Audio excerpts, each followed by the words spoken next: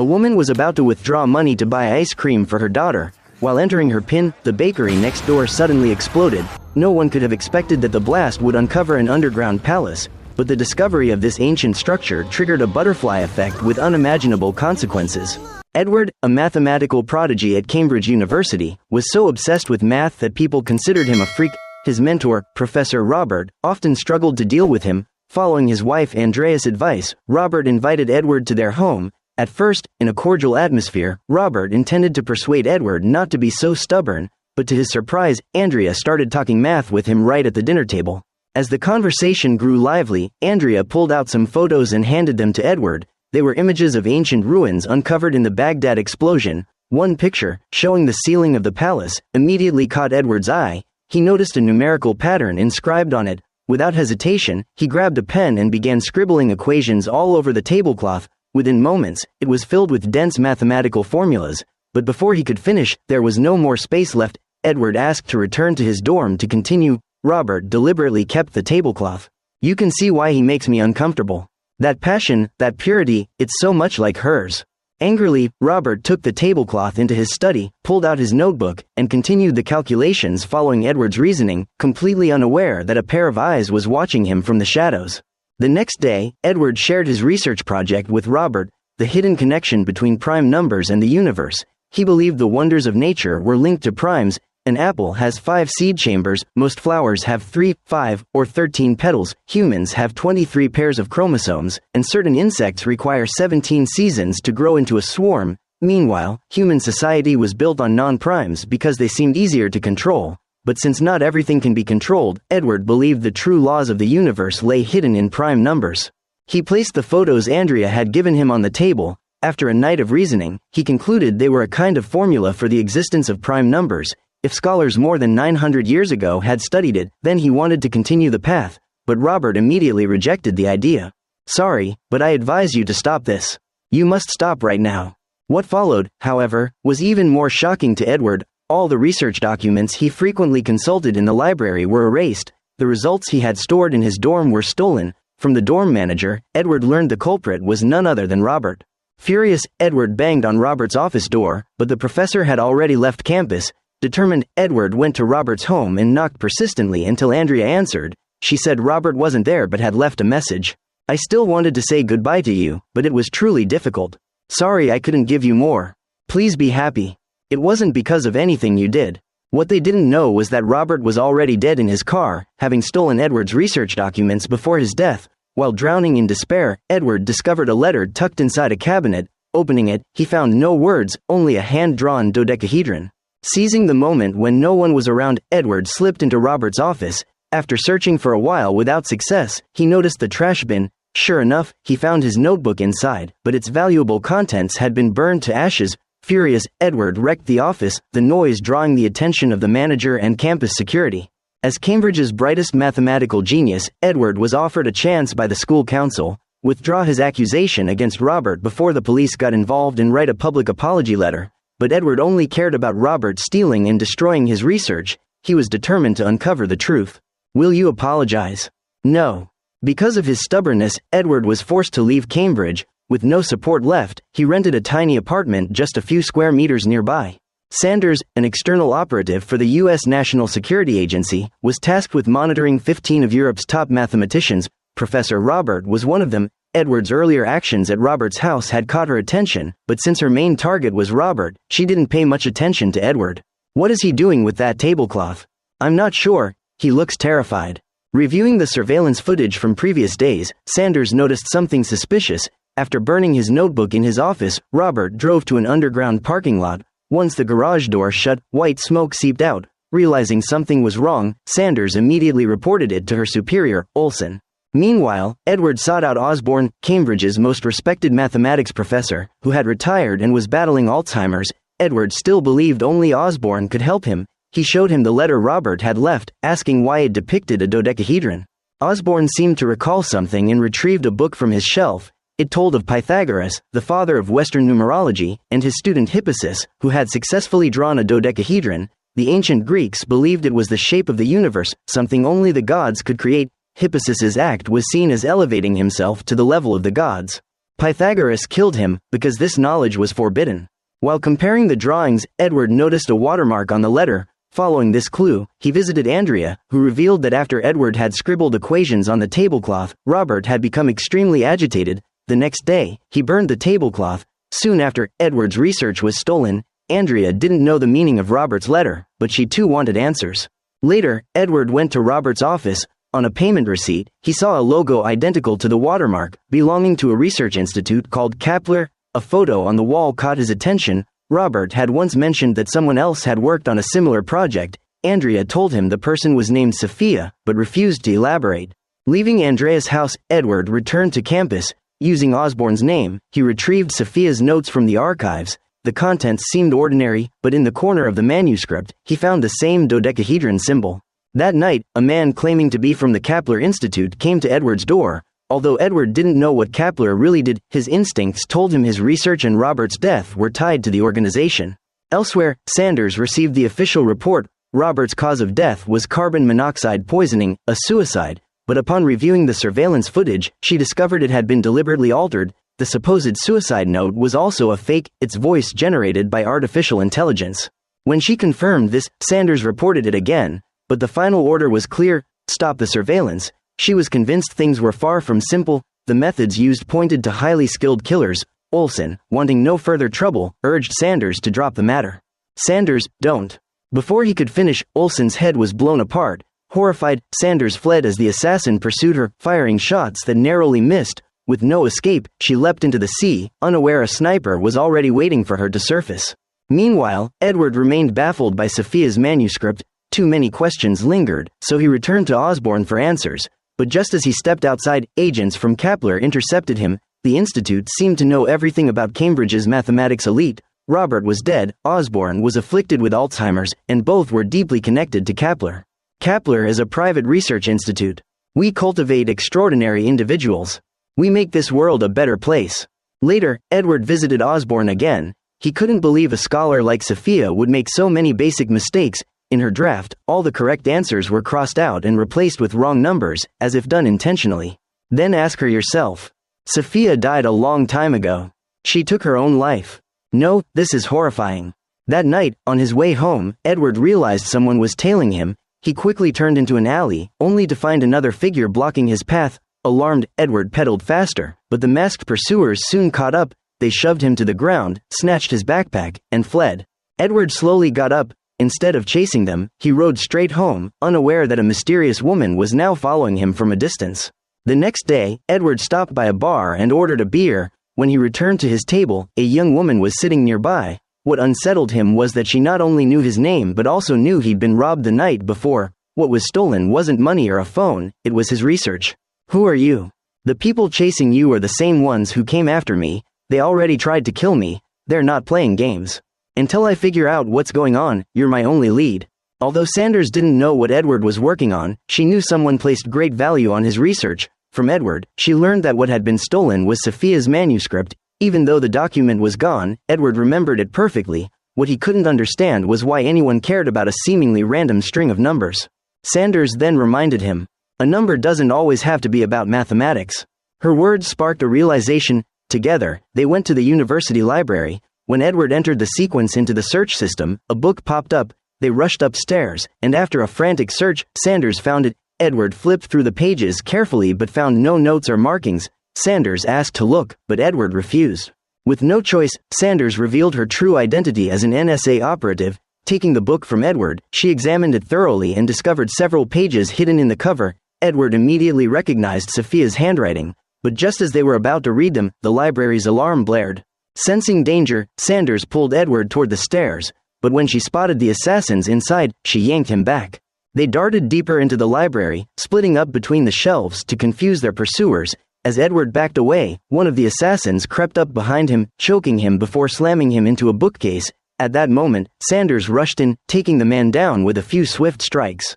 They seized the chance, sprinted to the emergency exit, smashed the glass, and bolted outside. Breathless, they only stopped when they reached a nearby cathedral. There, Sanders revealed her mission, monitoring Europe's mathematicians. She wanted to know what Robert had burned before his death, and she insisted he had been murdered. Her superior had also been killed because of this case. having barely escaped herself, she sought out Edward to uncover the truth. Edward explained that his research focused on finding patterns in prime numbers, ironically, the very foundation of digital security. If one could uncover the laws of randomness, any password could be cracked, bank accounts, government files, even defense systems, yet his work remained purely theoretical, not practically feasible. They recalled Sophia's letter. It contained a summary of her thesis and a plea to bring it to light. Enclosed was half of a flyer with the Kapler Institute logo. Could her death be tied to this shadowy organization? Kapler was known for sponsoring brilliant mathematicians, but entry was no easy feat. Candidates had to provide biometric data and undergo rigorous testing. As one of Cambridge's rare prodigies, Edward was accepted without issue. But he wasn't there for funding. He wanted answers about Sophia's and Robert's deaths, and the research had disappeared with them. A few days earlier, Sanders had persuaded Edward to infiltrate the Kapler Institute to recover Sophia's missing research, but Edward feared he'd end up like Robert, murdered with the scene staged as a suicide. Still, whether he liked it or not, Kapler already had its eyes on him. You don't have a choice. I know you're scared, but you must go to Kapler. It's the only way we'll uncover who's really behind this. Listen, I won't let anything happen to you. That's just a theory. Determined to find the truth, Edward finally agreed to enter the institute. His first task was to check their database, but Sophia's name was nowhere to be found, only Robert's. Since 1994, Robert had been registered with Kapler, yet all his projects and progress were marked classified. For 3 decades, the institute had continued funding him. At that time, Robert and Sophia had been lovers, but the very year Robert joined Kapler, Sophia took her own life, and her research disappeared without a trace. Edward suspected those files must still be hidden within Kapler's system. Find a way to get them. If they covered it up 30 years ago, then what we need is definitely there. But how? The next day, Edward returned to Kapler. A formula etched on a glass wall immediately caught his attention. It was clearly number theory. A woman approached and admitted she had written it weeks ago. She had once been a mathematician, too, until Kapler convinced her to stop. Why? Let's just say I'm content with their funding. Meanwhile, Sanders phoned Jane, the NSA branch director in France, reporting her findings and her intent to investigate Kapler, but Jane dismissed her, claiming Sanders's current condition made her unfit for duty, and ordered her back to headquarters. Before Jane could finish, Sanders hung up. The following day, she saved her number in Edward's phone and instructed him to call once inside the institute, ready to steal the data. Edward then recalled the archaeological photos Andrea had given him. The ancient formulas depicted there all related to prime numbers. He believed Robert's death, Sophia's work, and even his own research were tied to what was known as the Palace of Wisdom. Convinced the key lay there, he agreed, but first, they needed to complete their mission. Sanders handed him a USB stick. Once plugged into a terminal, she could remotely crack the database. That night, Edward returned to Kapler. When a female staffer was about to leave, he struck up a conversation. On her desk lay her ID badge. One glance, and Edward memorized her login details.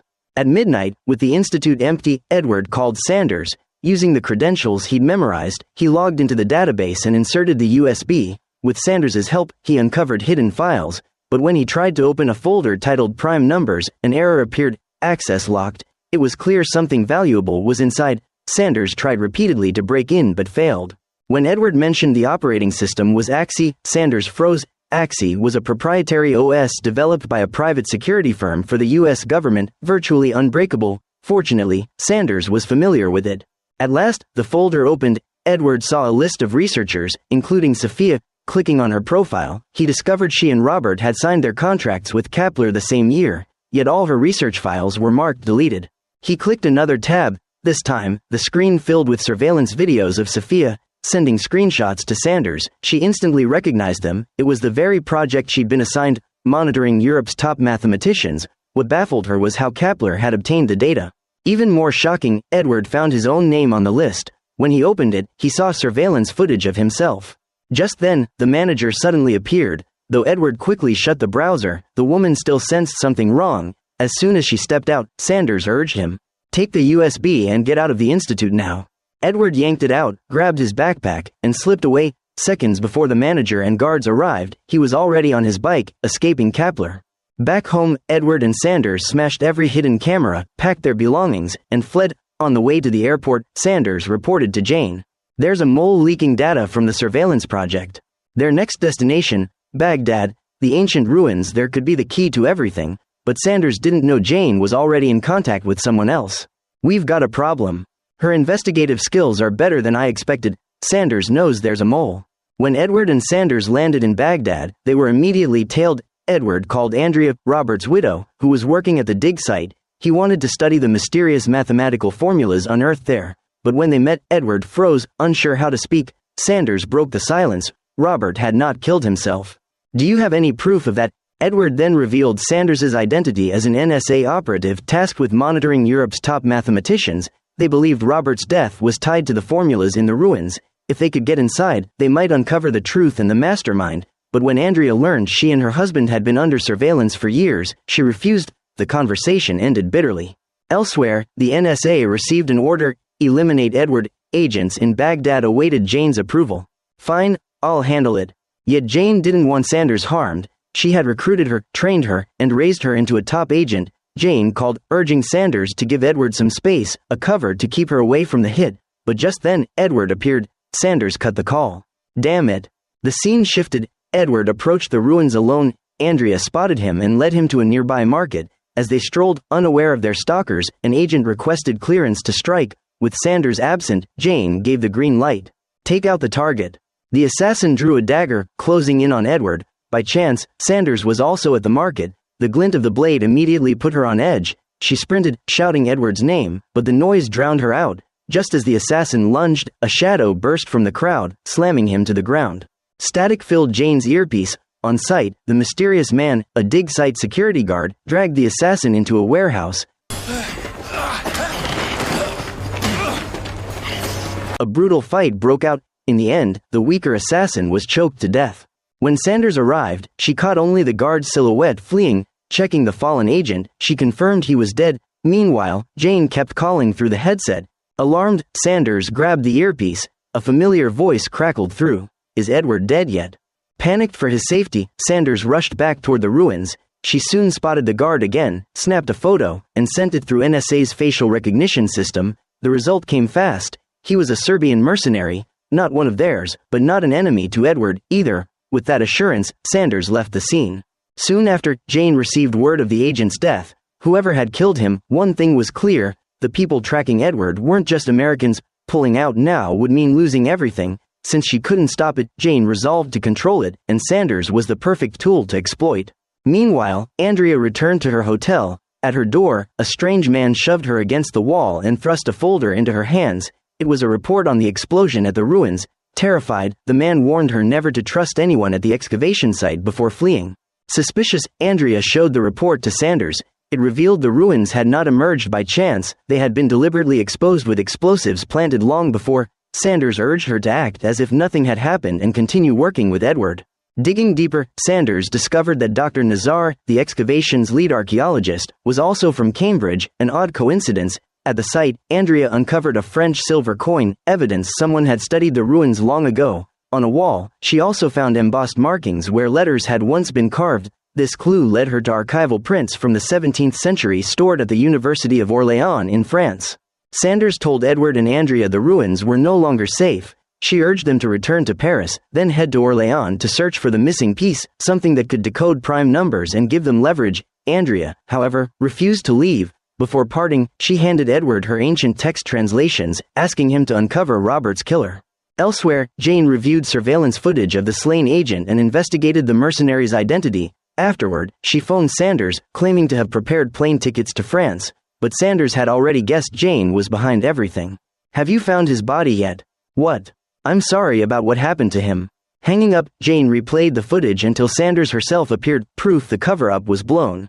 Edward and Sanders returned to Paris, but their true destination was Orléans. To avoid detection, Sanders bought a used motorcycle. NSA soon traced her phone signal and dispatched agents to capture them. But when the team cornered their supposed targets in an alley, they discovered they had been tricked. Their captives were only the shop owner and his assistant, carrying Sanders's phone.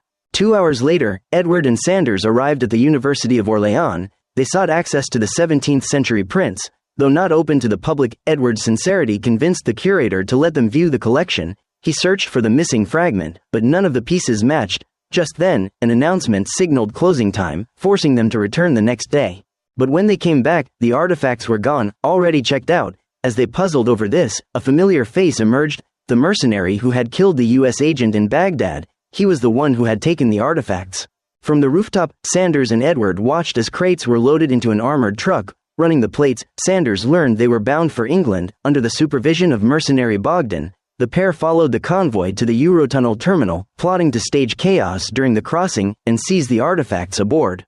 Jane learned that Bogdan was heading for England. Certain Sanders would be on the train. She ordered all resources mobilized to monitor the situation. Then she called Edward. Since Sanders had no phone, he was her only way to reach her.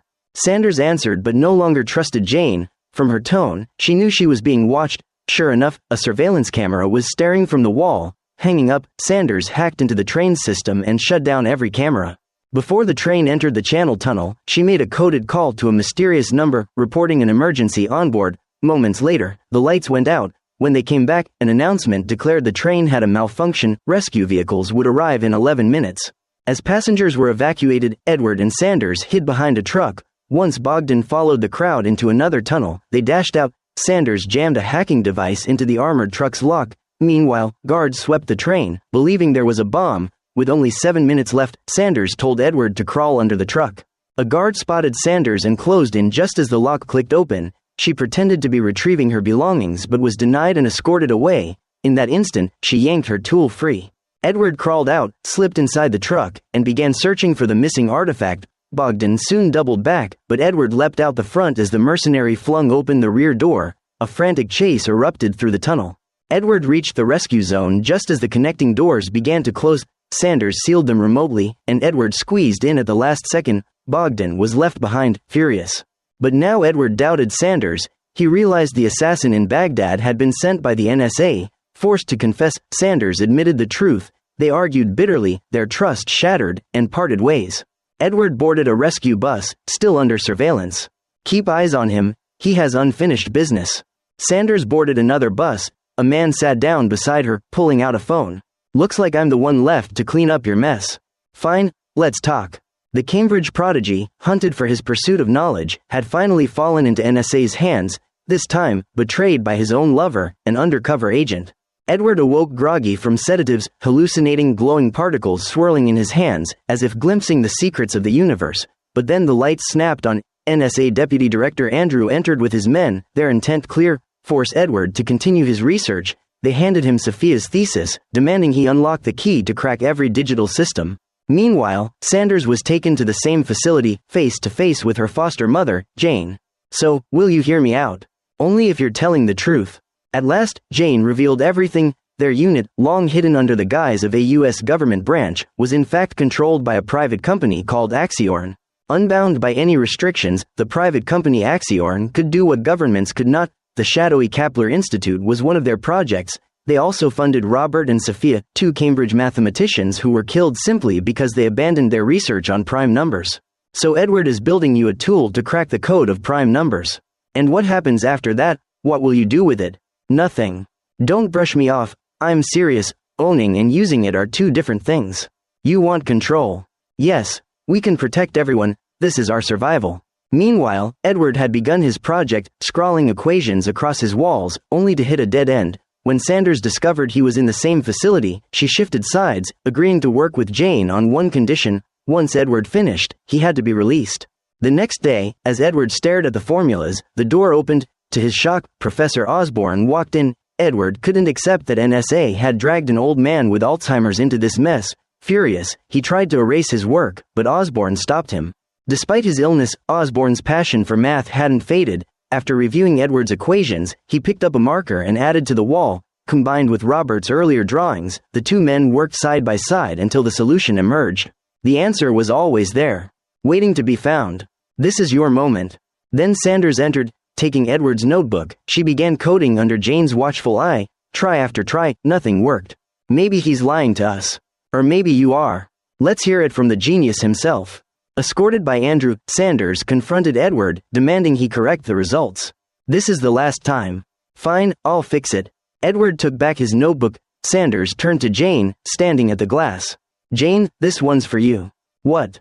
She keyed a command into her phone. The lights cut out, alarms blared, and in the chaos Sanders attacked Andrew, knocking him down. Edward wiped the formulas from the walls as Sanders flung the doors open. They fled, Andrew smashing through after them with a fire extinguisher and gun in hand. One shot rang out, Osborne collapsed, dead. Before Andrew could fire again, Sanders struck from behind, knocking him unconscious. Grabbing his gun, she dragged Edward into the night. They ran until he collapsed from exhaustion.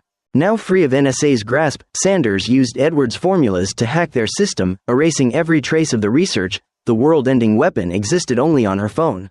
At Kepler, Jane anticipated Sanders's next move and made preparations.